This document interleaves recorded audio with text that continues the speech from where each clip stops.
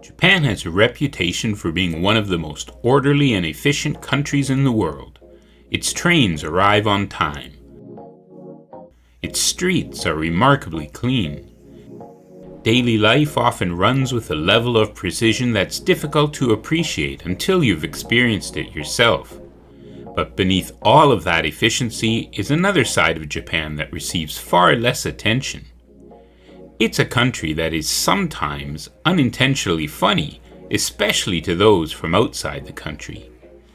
Not because people are trying to be comedians, and certainly not because the culture itself is funny. Rather, it's because Japan often approaches ordinary problems with so much seriousness, creativity, and attention to detail that the results can be unexpectedly amusing to outsiders. Many of these things make perfect sense once you understand why they exist. Until then, they're simply moments that leave visitors laughing or taking photos and wondering, how did someone come up with this? Here are some of the ways, in my opinion, that Japan manages to be accidentally hilarious. If there's one thing Japan truly believes, it's that almost everything can benefit from having a mascot. Cities have mascots. Police departments have mascots. Fire departments have mascots. TV stations have mascots. Prefectures have mascots. Even government agencies responsible for taxes, recycling, road safety, and public health often have a cheerful cartoon character representing them. In many countries, official government announcements are accompanied by formal logos and carefully worded statements. In Japan, the same message might be delivered by a person in a cheerful costume. At first glance, it seems almost absurd, but the goal isn't comedy. Mascots make information approachable. They make people pay attention. Children remember them. Adults remember them too. Some have become so popular that they attract thousands of fans, generate millions of dollars in merchandise sales, and even receive their own television appearances.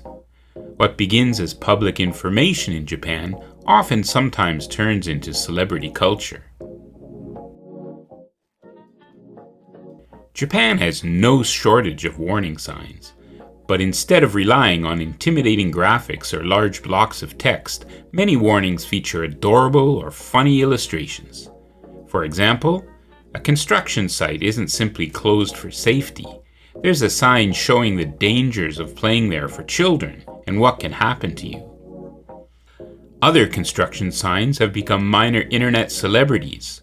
One recently went viral because the cartoon construction worker's expression was so oddly drawn that people couldn't decide whether it was winking, flirting, or simply the result of some very questionable artwork. Whatever the artist intended, it certainly succeeded in making people stop and pay attention, which, in the end, is exactly what a warning sign is supposed to do. Japanese people are also really careful about interactions with animals. Check out this sign warning people that cats might suddenly jump out at you. Likewise, here's one warning about feisty male deer during the mating season, and another about the famous deer in general of Nara. Or, public safety notices in general are all over the place, and some of them you probably wouldn't see in your home country. They may be serious in nature, but I find some of them quite amusing.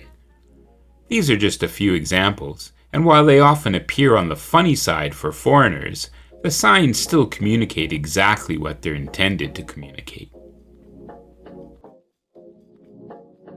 Walking into a Japanese store can feel a little like entering a parallel universe. Kit Kats available in dozens of regional varieties, potato chips inspired by local specialties, special drinks that disappear a few weeks later, never to be seen again. Many products exist here for such a short period that by the time visitors recommend them to friends, they've already vanished from store shelves. The constant cycle of seasonal and regional products has become so normal that Japanese shoppers rarely seem surprised. And when you visit specific regions of Japan, you can often find products, especially food items, that you can't find elsewhere in the country, or maybe even in the world. Japan takes regional food seriously, and some of them might even seem funny to outsiders. Try squid ink soft ice cream, anyone? How about a famous example from the city of Nagoya, my hometown, where locals put rich, dark miso on everything, from pork cutlets to oden. Visitors often think the food looks burnt until they try it. Then they spend the rest of the trip wondering why no one else does it this way. Pretty much every region or prefecture in Japan has their own unique take on local food dishes, and as with most food things in Japan, even though they might seem strange or a bit funny, chances are they're pretty delicious, or at least an experience you won't soon forget. Visitors to Japan quickly discover that English appears almost everywhere, on t-shirts, coffee cups, shopping bags, restaurant menus, train stations, product packaging. Most of it's perfectly understandable. Then, every so often, something appears that leaves native English speakers scratching their heads. Surprising t-shirts are a common sight. So are some packaging choices, some shop names and signage, and let alone some very creative signage in general. None of these phrases are intentionally offensive or often even funny. They many times use real English words, just arranged in ways that no native speaker would ever think to arrange them. Part of the reason is that English in Japan is often valued as much for its appearance as for its precise meaning. Just as someone outside France might choose a French phrase because it sounds elegant, or someone might get a Japanese kanji tattoo, English can carry a similar image in Japan. The words communicate an international feeling, even if the actual meaning takes an unexpected route.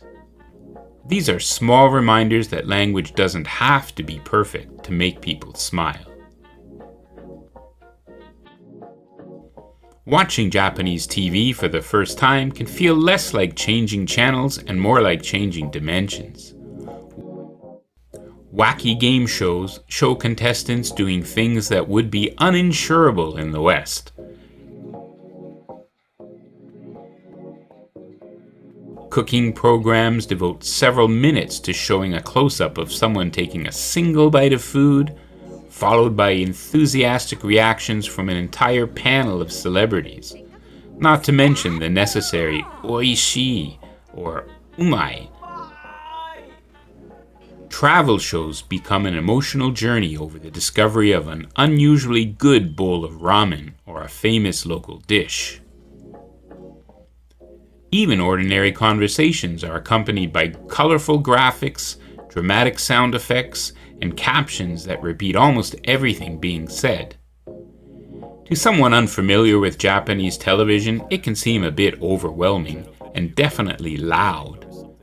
The interesting part of this in Japan is that none of this is considered unusual. Japanese TV isn't trying to imitate Hollywood or in most cases compete with serious documentaries. Its purpose is often to entertain, create a shared experience, and make everyday topics feel energetic and engaging. The result is a style of television that is unmistakably Japanese. For many visitors, it's one of the first things that prompts the same reaction. I have absolutely no idea what's happening, but somehow I can't stop watching it. Everyone has heard about Japan's famous vending machines, but knowing they exist and actually encountering them are two different experiences. Regular machines offering both hot and cold drinks are everywhere. Though becoming sparse, you might even be able to find one or two that will sell you alcohol. But basic food and snack machines are pretty easy to find. Among all these, there are some strange ones out there that you might consider funny, or definitely at least make you chuckle a bit. Hungry, anyone? How about some canned bread? What about fresh bananas? Fresh eggs? A bowl of steaming ramen?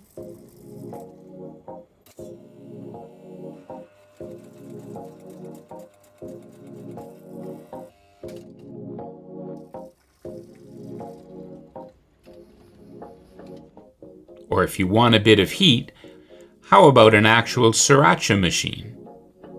Or an actual meat vending machine in the middle of the street?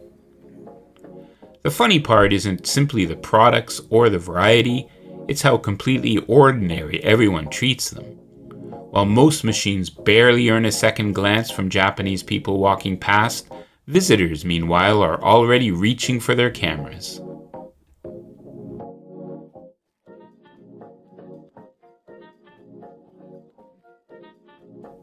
Japan has an understandable desire to make things clear. Sometimes that means providing instructions with remarkable thoroughness. Restaurant call buttons include diagrams or instructions. The famous Japanese toilets have pictograms to go along with the Japanese instructions. Instructions are everywhere. For someone unfamiliar with Japanese culture, it can feel excessive, but it also means very little is left to guesswork. The result is a country where even the simplest activities are surprisingly difficult to get wrong, even if you don't speak the language. Japanese packaging often receives criticism for using too much plastic, and that's a conversation worth having. At the same time, it's impossible not to admire the engineering behind much of it. Fruit is individually protected. Desserts arrive looking exactly as intended. Gift wrapping can resemble artwork. An ordinary purchase is sometimes packaged with such care that opening it feels almost disrespectful. Even a simple rice ball involves a wrapper engineered to separate the seaweed from the rice until the precise moment it's opened.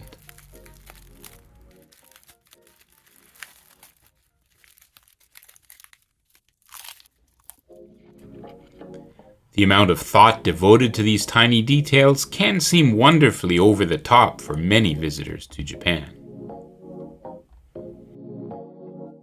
Walk through almost any shopping center and eventually you'll find rows upon rows of capsule toy machines, or gacha. At first they seem designed solely for children. Then you notice the multitude of options: miniature sushi, tiny folding chairs, microscopic traffic cones, faithful replicas of convenience store meals, even miniature versions of household appliances that already exist in full size. Some collections are so oddly specific that it's impossible not to wonder who first suggested the idea during a company meeting. And somehow, enough people agreed to put it into production. And somehow, enough people think they're cute or interesting enough to actually buy them. Many of these things are amusing precisely because they weren't created to be amusing. Mascots weren't invited to entertain tourists. Detailed packaging wasn't intended to surprise visitors. Each of these ideas exists because someone wanted to solve a problem, to communicate more clearly, or to improve an everyday experience. Viewed individually, they're simply examples of thoughtful design. Viewed together, they reveal a culture that's willing to devote enormous creativity to even the smallest parts of daily life. Perhaps that's why so many visitors leave Japan smiling, not because everything is strange, but because so many ordinary moments become unexpectedly memorable. Japan may be one of the world's most efficient countries, but it also happens to be one of its most unintentionally funny, or at least entertaining countries as well. Thanks for watching, and as always, if you enjoyed this video, please don't forget to like, subscribe, and share the video and channel with anyone you think might be interested in the often wacky world of Japan.